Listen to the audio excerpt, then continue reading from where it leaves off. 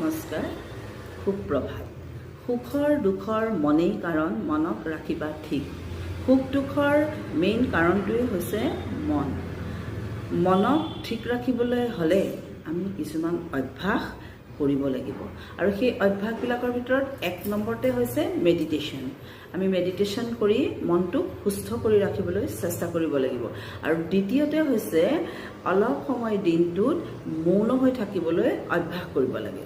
আৰু তৃতীয়তে অলপ সময় অকলশৰে থাকি নিজানত বহি কিছুমান ভাল ভাল চিন্তা, কিছুমান ভাল ভাল পৰিকল্পনা কৰিবলৈ ল'ব লাগে। তেতিয়া দেখিব যে অট'মেটিকেলি আপোনাৰ মনটো এটা প্ৰফুল্লিত হ'ব, ভাল লগা হৈ যাব আপোনাৰ। আৰু যেতিয়া মন ভাল থাকিব আপোনাৰ, তেতিয়া অট'মেটিকেলি শৰীৰো ভাল হৈ থাকিব।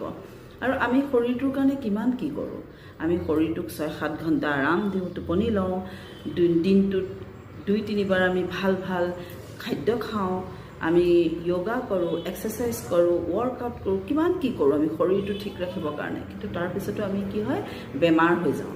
আমাৰ কিছুমান বেমাৰে লগ লয়, আৰু আমি ডক্টৰৰ ওচৰলৈ গ'লে ডক্টৰে কি কয় যে লাইফষ্টাইলটোৰ কাৰণে হৈছে।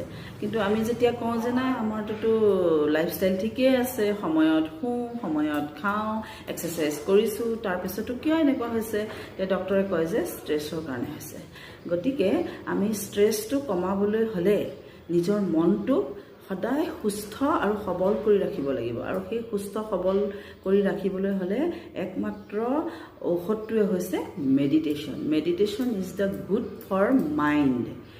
সেইকাৰণে আমি মেডিটেশ্যন কৰা অভ্যাস কৰিব লাগে, আৰু মনটো সদায় প্ৰফুল্লিত কৰি ৰাখিব লাগে। আৰু যাতে আমাৰ মনটোৰ মালিক আমি নিজেই। গতিকে আমাৰ মনটোক আমি নিজৰ অধীন কৰি ল'ব লাগে, আৰু নিজে যি বিচাৰোঁ যাতে মনটোৱে সেইটোহে কৰে, তাৰ কাৰণে আমি মনক সদায় নিজৰ অধীন কৰি ৰাখিব লাগে। আৰু সেইটো কৰিবলৈ সম্ভৱ হ'ব যেতিয়া আমি মেডিটেশ্যন কৰিবলৈ আৰম্ভ কৰিম।